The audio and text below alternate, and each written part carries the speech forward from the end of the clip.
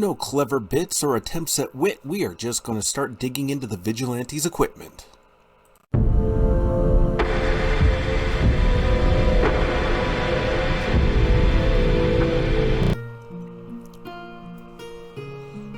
Hello everyone, and welcome back down here to the Gamer's Den, with me, your host, Jordan, your master of lore and storyteller extraordinaire, coming to you a little bit late this time around, but none the worse for the wear.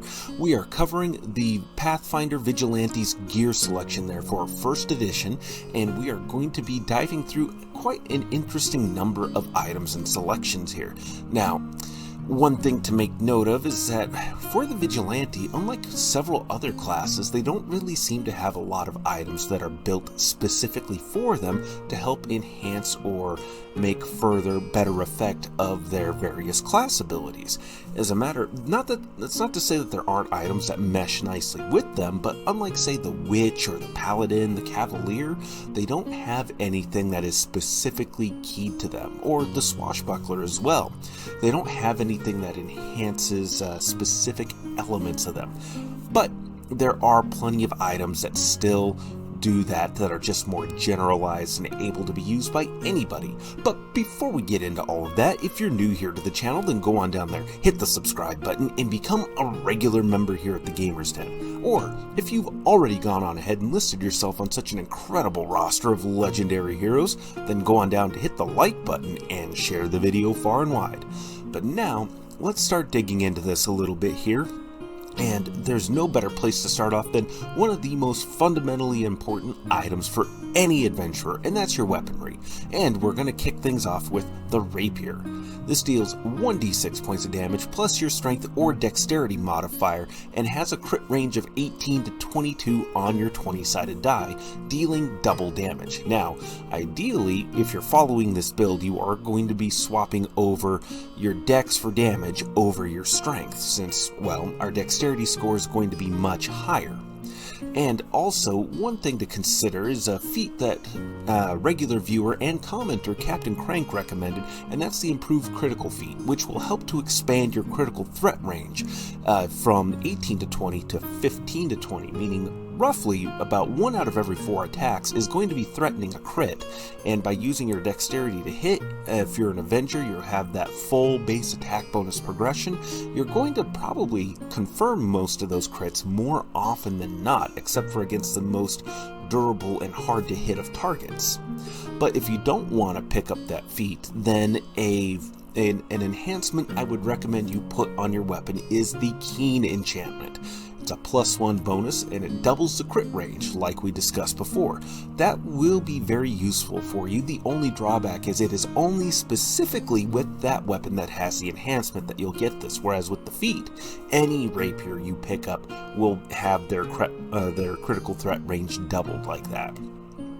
But another enhancement to consider is an interesting one. It's silencing. Now, this counts as a +2 enhancement bonus. You create an aura of silence that increases the perception DC to notice the sounds of battle from -10 to 10.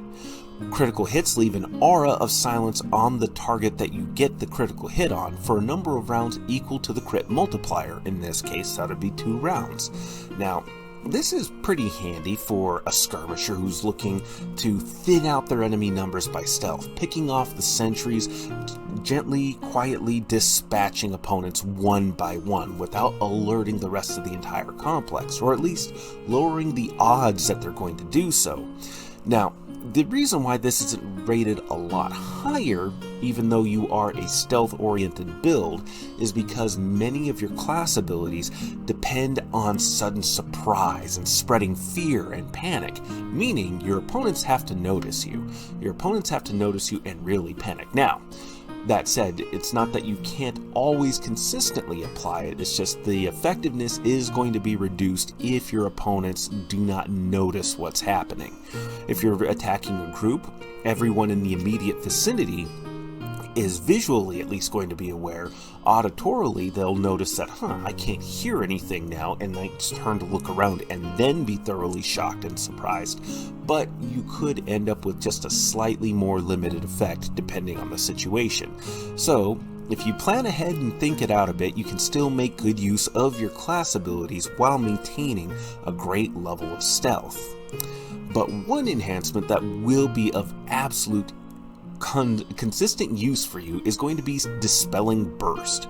Now, this is another enchantment that counts as a +2 enhancement modifier. Your weapon holds Dispel and Greater Dispel magic. The enhancement bonus counts on the roll to Dispel when you use that on a target that you strike. And this is going to be great because removing whatever buffs and enchantments that a person might have on them or, say, on their armor is going to make them easier to deal with. All the way around, it's going to be a good move and a good strategy. And you can have your local wizard, whatever caster may be in your party, put Dispel and Greater Dispel magic into your weapon regularly. This helps to just make sure that more debuffing capacity is spread around the party, and debuffing is always going to be mechanically effective. It's going to be useful for you, especially since you have all of these different abilities and a build that allows you to close the distance quickly with specific targets, limiting the attacks of opportunity coming your way, and also making sure that you have defenses against attacks of opportunity through the mobility feat. So again, you can close in with your target, make full attack actions using Mad Rush, and potentially have this debuffing effect of using Dispel or Greater Dispel magic on the target. So definitely a pretty capable synergistic set of abilities all the way around right there. And if you're new to Pathfinder or any kind of D20 games that feature magic like this, an enhancement modifier is part of a little rule set that limits the amount of magic that you can put on a weapon. Normally your maximum amount is a 10, and at minimum your weapon has to have a +1 modifier on it in order for it to be ready to accept enchantments. And that +1 modifier counts as a +1 to hit and to damage. And the max you can go with that is up to a +5 to hit and a +5 to damage. So that's a pretty powerfully enchanted item right there. But that does leave you with only +5 modifiers remaining to put other enchantments on your weapon, such as Keen, Silencing, or Dispelling Burst. That would use all of that up right there. So you can go for a lower to hit and damage enchantment on your weapon, say going to a +1 or +2, and then have either a +9 or +8 worth of enhancement points left to put other enchantments on your weapon. I hope that helps. I hope that clarifies a few things. We're going to move on now to our next weapon selection, and there's a little bit of a caveat I have to throw in here. I'd recommend scimitars as a different option that you could go with. The thing is that there's an issue presented with that, in that scimitars are not counted as light weapons like rapiers are. They're martial weapons, and that distinction means that you're not able to apply things like weapon finesse to them and other abilities, so that really actually has a negative impact on this build overall if you're going to pick up a scimitar. Now, the reason why I forget that is just history and martial arts nerd here. Scimitars and rapiers and longswords are actually all of a fairly similar weight. The biggest difference between them, aside from their designs, well, actually their designs are part of it, is the weight distribution. They're all fairly similar in weight depending on the size of the person that they were made for and the specific designs that they have overall. Longswords with fullers, for example, they're sometimes called blood grooves. Fullers allow you to make a longer weapon with the same amount of steel, because a fuller is basically like I-beam construction. It still maintains its structural integrity with the same amount of material for a longer length, which allows you to have longer, thinner, more refined points, which is how we evolutionarily get to things like rapiers and the like. It's just they're constructed for different things. So those distinctions between a light weapon and a martial weapon, I forget about that because historically, physically, it just doesn't make any sense to me, and I just kind of disregard it more often than not. But my fellow DMs may disagree with me on that, so always check with them first before you start applying feats willy-nilly to things that technically by the rules won't allow it. But I went on that tangent not only because of ADHD and wanting to explain myself, But because we have a substitution here, one that was actually recommended by Captain Crank once again, and it's actually very, very much lore fluff appropriate for a Vigilante, and that's the Kukri. Now, this deals 1d4 damage plus your strength or dexterity modifier, and has an 18 to 20 times 2 critical threat range. Still a pretty handy kind of knife, a good heavy chopping variety. But enhancements I would recommend on this, or again on your rapier, is the Bane enhancement. It has a +1 enhancement modifier cost. The enhancement bonus counts as +2 better and deals +2d6 damage to the target the weapon is keyed to. So if you have a Bane effect against demons or devils or humans, you're going to, if your weapon is a +1 weapon, it's going to count as a +3 and get an extra 2d6 damage against those specific targets. Now, ideally, you want this to be put on the kind of targets that you are either most frequently encountering or are your most dangerous. Now, if most dangerous, they're still going to be somewhat frequent enough to make this viable, but having this put on the most dangerous of foes that you specifically seek out is going to be massively beneficial for you. Just may not use this all the time. The next enchantment I would recommend is Cruel, another +1 enhancement cost. Striking a target that's frightened, shaken, or panicked, that creature becomes sickened for 1d4 rounds. When killing or knocking unconscious a creature, you gain 5 temporary hit points, lasting 10 minutes for you. So, given that your class abilities cause frightened, shaken, or panicked, you're going to be able to start stacking on the sickened debuff to your targets, which is just absolutely gravy. This is great. Something absolutely wonderful for you to have and make good use of. This is an example of a bit of equipment, or in this case enchantment, that meshes really nicely with your class abilities, even though it wasn't specifically made for it. Then lastly, I would recommend a classic that goes down for almost every martial class. That's the Speed enchantment. Counts as a whopping +3 enhancement modifier. On a full attack, you make an extra attack at your full base attack bonus. So for martial characters, this is absolute gold. This is wonderful to have, and I would recommend that you put this on your offhand weapon. Since we didn't go down the 2-weapon fighting feat chain very far, you're only getting 1 attack out of your offhand weapon. This will let you get 2. Without having to incur any negative penalties associated with improved 2-weapon fighting, or then the further penalties of greater 2-weapon fighting that occur on your successive attacks. So this is actually pretty useful. It'll be useful whichever hand you have the weapon in, but for some reason it just really clicks for me having it in the offhand. But going on from there to your next most important piece of equipment, that's your armor. This will keep you alive while you make the other guys dead. I would recommend you start off with the Chain Shirt. This gives you a +4 armor class bonus and a max dex bonus of +4 to count towards your defense. It also gives you an armor check penalty of -2 while allowing you to remain at a comfortable speed of 30 feet. Now, as you advance in level and your dexterity score improves, you're going to want to move to other armors that allow you to maintain that higher max dex bonus for your defense. But to start off with, this is going to be some of the better protection that you can afford to have. And enchantments that I would recommend you get put on your armor, it would be things like the Shadow enchantment, or improved or greater versions of it. This will cost you 3,750 gold pieces, 15,000, or 33,750 gold pieces. Pretty hefty cost right there. But it doesn't count against your total enhancement modifier for enchanting an item.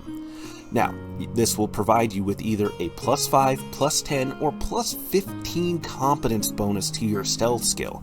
Even just the improved version, +10 is nothing to sneeze at, especially since stealth is a class skill for you and you have a great dexterity score, and your armor is going to be minimally interfering with that. And also, don't forget, the armor skin Vigilante talent will decrease the armor check penalty going towards your stealth skill.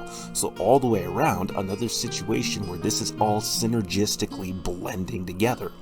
But it gets even better with our next enchantment, Shadow Blending. this counts as a +2 enhancement modifier. Attacks against the wearer in dim light have a 40% miss chance instead of 20.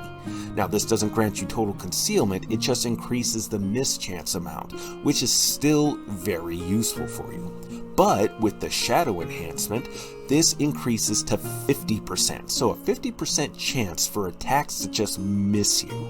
That's awesome, especially for somebody who's got a D8 for hit points. You're not fragile, but you still don't have quite the same staying power in combat compared to the paladin, the fighter, or the barbarian. Barbarian gets a D12 for hit points. So this is a great combination for you to have. Even just the basic shadow enhancement will do a lot for you. And lastly, I would recommend looking at something like Fortification, which counts as a +1, +3, or +5 enhancement bonus for its improved and greater versions. Turn any crit or sneak attack into a regular hit at a 25, 50, or 75% chance. And honestly, improved Fortification is probably where you can comfortably stop at. A 50% miss chance to turn any of these devastating attacks into regular hits is pretty reliable in and of itself, especially since you've got a 50% miss chance for these attacks to miss you entirely anyways. But now we go on to the bits of equipment that really make things interesting, that add a lot of flavor and variety to character builds. And we're going to start things off with a classic, the Cloak of Resistance. This will cost you anywhere from 1,000 to 25,000 gold pieces and give you a +1 to +5 resistance bonus to all saves. Definitely very useful, especially for those reflex and will saving throws. And yeah, constitution saving throws are important too, but this is also a piece of equipment that's good no matter the class. This next one is something that is going to be particularly useful for you. That's the Quick Change Cloak. This costs 1,500 gold pieces and allows you to store up to 3 mundane disguises in your cloak's extra-dimensional space, taking a standard action to store the disguise. And as a standard action, you get to apply one of these disguises, and it only takes a standard action to apply them. So, in one turn, 6 seconds, you're able to swap disguises and appearances. This makes infiltrating and hiding your identity infinitely easier. This is just massively useful for you. It's great for any of these infiltration missions that you might be going on. Absolutely something I would recommend and really consider having instead of the Cloak of Resistance, or at least keep the Cloak of Resistance as a backup. Then we come down to the Torque of Innocuous Gems, and I really like this one. It comes in at 1,800 gold pieces. You store up to 5 Ioun Stones, of which there are just so many I can't go through all of them to list which effects are the most beneficial and least beneficial, and so some of them are fairly subjective, so just kind of pick through and find your favorites, in which case when they're stored on the Torque, they'll register as non-magical items. Now, it's a standard action to release them and gain all of their benefits, which is just great for you to have. Absolutely wonderful. But then we move on from there to the Monocle of Flawlessness. Now, this costs 8,750 gold pieces, and while wearing it, you gain a +5 competence bonus to the following: Craft of any craft skill, Linguistics to spot forgeries, Perception to see through disguises, and you gain a +2 competence bonus on will saves to disbelieve illusions, and you are able to create masterwork items in half the time. Now, and this is where the rating of just absolutely great to kind of okay sort of comes in here. It's kind of okay if you're not really a craftsman of any sort, but if your social identity is to be some sort of craftsman, whether it's artistic and you're creating incredible paintings or stonework, or if you're creating instruments or any kind of metalworking, blacksmithing, armorsmithing, weaponsmithing, this then becomes incredibly invaluable to you because you're creating masterwork items. This helps you become a craftsman of some incredible renown. and you're able to do so in half the time, leaving you actual time to kind of recover, to rest, to go about your vigilante activities. So the monocle of flawlessness will be very useful for a lot of different variations of the vigilante build, depending on what your social persona is. Now, I said I wasn't going to get into all of the Ioun Stones earlier, but I do want to cover a few of them just so you get an idea of how useful they can be. One example here is the Ioun Stone Iridescent Spindle. Now, this costs an incredible 18,000 gold pieces, but when you have it, you no longer need to breathe. Is this useful in every situation? No. But if somebody's filling an area with poisonous gas, if you've been thrown underwater, or are somehow at risk of asphyxiating, you don't need to worry about that. You don't need to breathe. That's great. This keeps you from dying in a lot of situations, so definitely something worth getting, but you're probably not going to buy this. This is an item that is going to come up probably as a bit of loot, a bit of treasure that you pick up, so definitely something I would consider grabbing. Then we come to another classic, and that's the Ring of Protection, costing you anywhere from 2,000 to a staggering 50,000 gold pieces. This gives a +1 to +5 deflection bonus to AC, and as a deflection bonus, this counts against things like touch attack or flat-footed. So this will do a lot to help keep you alive as well, and make you harder to hit. Absolutely valuable for somebody limited to medium armors. Although again, we're relying on our dex bonus, so that limitation is not necessarily as bad as it would be for some other builds that are less dex focused. Now, another item to consider would be the Ring of Sustenance, 2,500 gold pieces. You don't need to eat or drink while wearing this, and you will only need 2 hours of sleep. Again, not something specifically built for the Vigilante, but is very, very useful for them, especially from the roleplay aspect of things. This reduces a lot of the time you're spending doing other things. Now, it says you don't need to eat or drink, but you can still eat or drink while wearing the Ring of Sustenance. So, definitely something to consider while you're going about as your social persona, depending on what situation you're in. But then, another useful item I would really recommend you get would be the Belt of Incredible Dexterity, costing you anywhere from 4,000 to 36,000 gold pieces. This gives you a +2, +4, or +6 modifier to your dexterity score. And given that dexterity is just a prime stat that we have made even better by making it part of our attack and damage, you are going to be boosting attack, damage, your defense, your initiative, several of your dex-related skills, your reflex saves. Boosting your dexterity will just be worth its weight in gold every single time. It's also a reason why I recommend a Belt of Physical Might if you can get one. This will cost you anywhere from 10,000 to a horrifying 90,000 gold pieces. This will boost 2 of your physical stats, and you want dexterity and your constitution score. Constitution, which will boost your hit points and your constitution saving throws, or your fortitude saving throws rather. So you definitely want to snap that up if you have the opportunity to do so. And lastly here, we have the Deadened Shadows Cloak, which blends nicely with our armor in our armor enhancements that we were recommending earlier. This will cost you a hefty 31,625 gold pieces. This cloak has 3 pearls on it. The first pearl, you press it to decrease light from bright light to normal, or normal light to dim light.